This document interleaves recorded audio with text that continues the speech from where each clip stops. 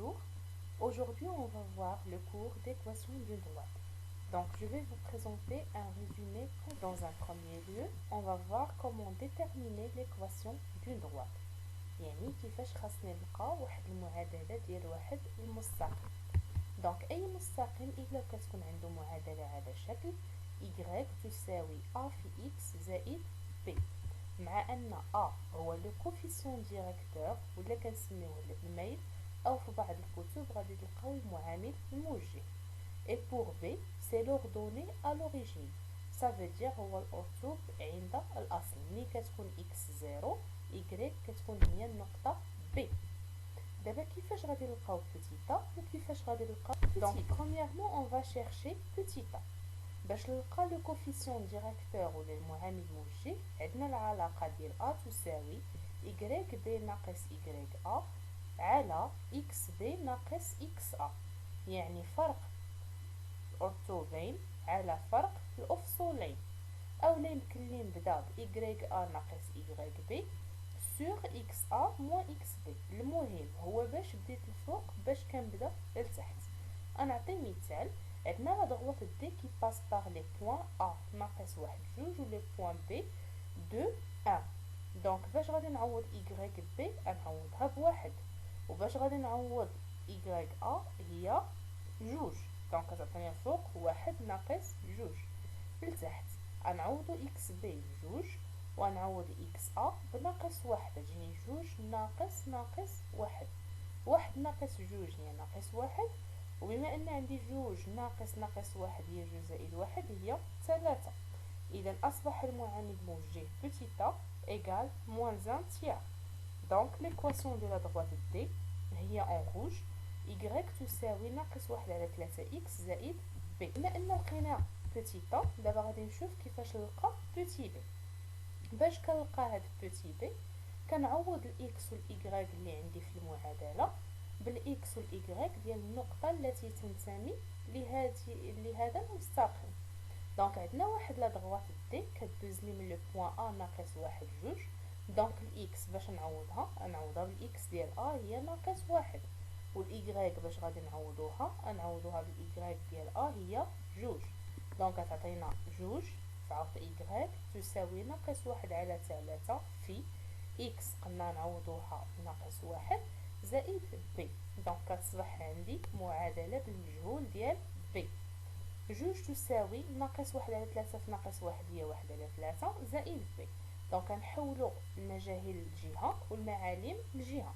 المجهول اللي عندنا هنا هو بتي b. دونك واحد على 3 غادي تمشي للطرف ديال جوج غتولي ناقص واحد على 3. باش نحسب جوج ناقص واحد على 3 ضروري من توحيد المقام الموحد هو 3، غتولي لي هي 6 على 3 ناقص واحد على 3 اللي هي 5 على 3. وبالتالي كتكون عندي المعادلة المستقيم d هي ناقص واحد على 3 x زائد 5 على 3.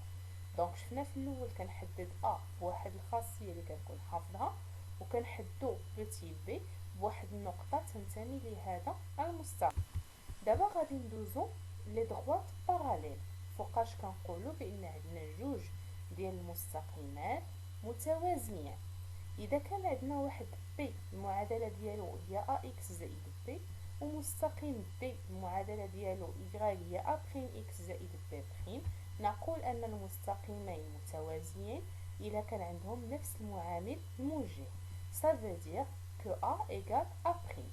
exemple عندنا المعادلة ديال b هي 3x زائد 2، وغادي نشوف المعادلة ديال d هي a prime x زائد b prime، حيث أن d و b متوازيان. قلنا إلا كان عندنا التوازي يعني أن عندهم نفس المعامل الموجه. المعامل الموجه هو 3، دونك حتى المعامل ديال d خاصني يكون هو 3، وبالتالي تصبح المعادلة ديال d في عوض a إشارة هي 3x زائد b إشارة. بالنسبة للتعامد، دونك شفنا بأن في لي دغوات باراليل تيكون عندنا نفس المعامل الموجه.